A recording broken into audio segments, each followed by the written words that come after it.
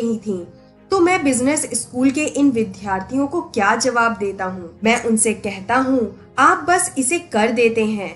आप इसे इसलिए करते हैं क्योंकि आपको यह करना ही होता है। यदि आप इसे नहीं करते हैं तो व्यवसाय से बाहर हो जाते हैं। आज हालांकि मेरे पास पर्याप्त धन है, लेकिन मैं सिर्फ पूंजी जुटाता हूँ। उद्यमी के लिए यह नंबर 1 काम है। हम 3 समूहों से पूंजी जुटाते हैं: ग्राहक, निवेशक और कर्मचारी। उद्यमी के रूप में आपका काम ग्राहकों को अपने प्रोडक्ट्स खरीदने के लिए प्रेरित करना है। यदि आपको ग्राहक मिल सके जो आपके प्रोडक्ट्स खरीदने के बदले में आपको पैसे दें, तो आपके निवेशक आपको बहुत सारे पैसे देंगे। और यदि आपके पास कर्मचारी हो, तो आपका काम उन्हें दी जाने वाली तनख्वाह से कम 10 गुना अधिक उत्पादन करवाना है। यदि आप अपने कर्मचारियों से उनकी तनख्वाह का 10 गुना उत्पादन नहीं करवा सकते, तो आप व्यवसाय से बाहर हो जाते हैं।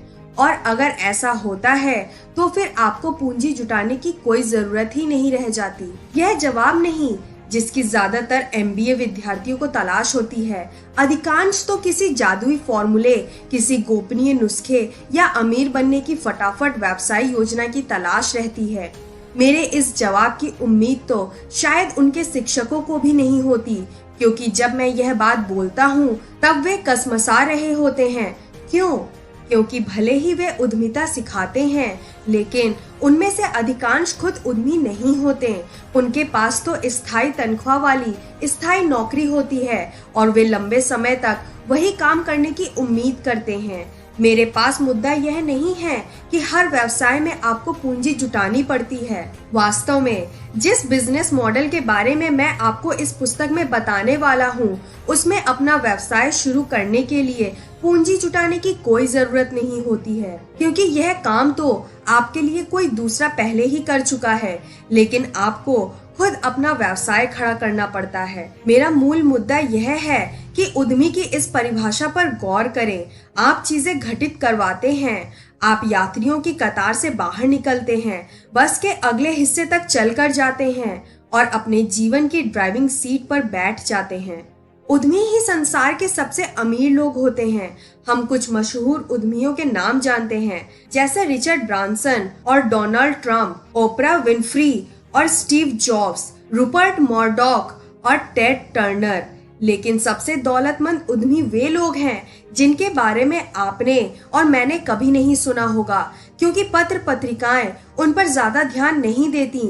वे शांति से अपना अमीर जीवन जीते रहते हैं। मैंने अक्सर लोगों को बहस करते सुना है, उद्यमी पैदा होते हैं या उन्हें बनाया जा सकता है। कुछ लोग सोचते हैं कि खास लोग ही उद्यमी बन सकते हैं या इसके लिए किसी जादुई चीज की जरूरत होती है। मेरे ख्याल से उद्यमी बनना इतना बड़ा मामला नहीं है, आप बस इसे कर देते हैं। आइए मैं आपको एक उदाहरण देता हूँ। मेरे इलाके में एक किशोरी है जिसकी बेबी सिटिंग का व्यवसाय फल फूल रहा है।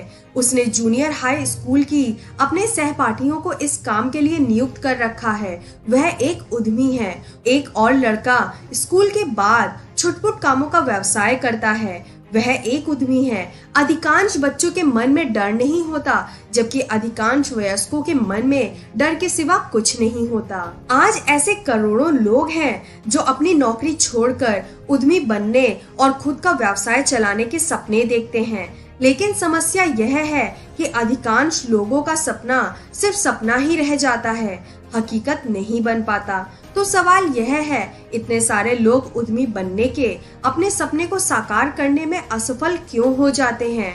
मेरा एक मित्र बेहतरीन हेयर स्टाइलिस्ट है और महिलाओं को सुंदर बनाने के मामले में वह जादूगर है। बरसों से वह अपना खुद का सैलून खोलने की बात कर रहा है। उसके पास बड़ी बड़ी योजनाएं हैं, लेकिन दुखद बात यह है कि वह अब भी छोटे पैमाने पर ही काम कर रहा है। वह एक बड़े सैलून में एक कुर्सी पर काम करता है और सैलून मालिक उसे नोक-झोंक करता रहता है। मेरे एक और मित्र की पत्नी है जो फ्लाइट अटेंडेंट का काम करते करते उकता गई है। 2 साल पहले उसने नौकरी छोड़ दी और हेयर स्टाइलिस्ट बनने का प्रशिक्षण लिया। 1 महीने पहले उसने अपने सैलून का भव्य उद्घाटन किया। वहाँ का माहौल बेहतरीन है और उसने वहाँ काम करने के लिए कुछ सबसे अच्छे हेयर स्टाइलिस्ट को आकर्षित कर लिया है। जब मेरे पहले मित्र ने उस महिला